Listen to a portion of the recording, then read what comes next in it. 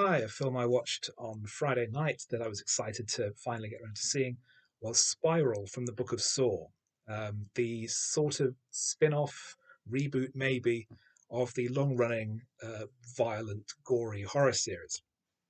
I've been a fan of the Saw movies for their entire run. I think I saw the first film the night it opened in the UK, and normally I'm not a big gore person. I don't mind it if it's in service of something more interesting, but if it's just blood slopping up the screen for the sake of disgusting an audience, then it's not really interesting. But I did enjoy how creative the Saw films were in their various tortures, and also the weirdly complex mythology and storylining and jumping back and forth in time. They always felt to be much more ambitious than any other major horror movies. Really pushing the audience to try and follow the storyline and also get past the latest trap of having to poke out your own eye or risking being shot in the face with a nail gun or whatever the latest torture is that's been devised. So after a gap of a few years since the attempted revival with Jigsaw, we have now the ninth film in the series, Spiral.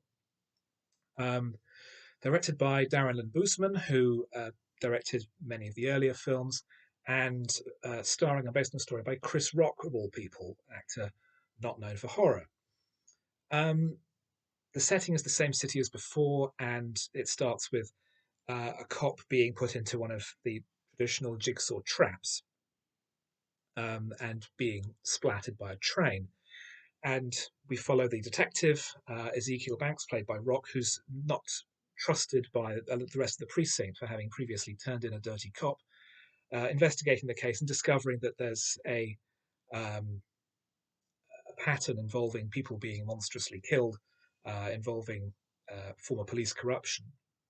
Whereas someone who has been outside the system and has been on an honest cop, even though he's not a good man, is exempt from.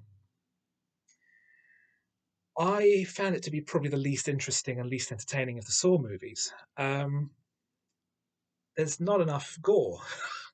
After the opening sequence of someone hanging from their tongue in the middle of a train tunnel, there's there are no more victims, there are no more traps for almost half the movie, and it's only eventually when we get to another someone else being put in a situation to have their fingers ripped off that we get any more sense that we're actually supposed to be watching a horror movie rather than what we're getting instead, which is quite a boring, unengaging police drama. Um, Chris Rock's enthusiasm for the Saw movies is on record, but he is an odd choice to take the lead role because he doesn't really give his character a great deal of background or depth. He's a very simplistic, straightforward caricature. You have in a supporting role as his father, Samuel L. Jackson, who is the city's former chief of police, but he doesn't get a great deal to do, and he's really just there as part of the whole mechanism of plot rather than a character in his own right.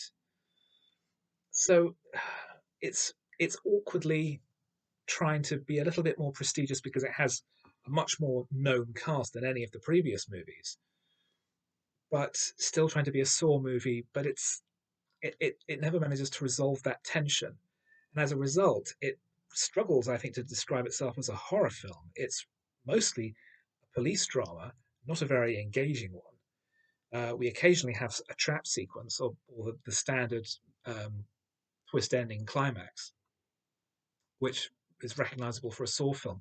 And there we have the other problem with the movie is that unlike all but the first Saw movies, this is more of a whodunit. The question of who's behind the traps, who is the Jigsaw copycat, rather than acolyte or person carrying out Jigsaw's wishes from beyond the grave, is a mystery. And it's very, very heavily signposted to be one particular character in such a way as if you're familiar with these movies, you know it can't possibly be them because they always pride themselves on these last minute twist arounds, which are resolved through a series of flashbacks, which place the final revelations in context.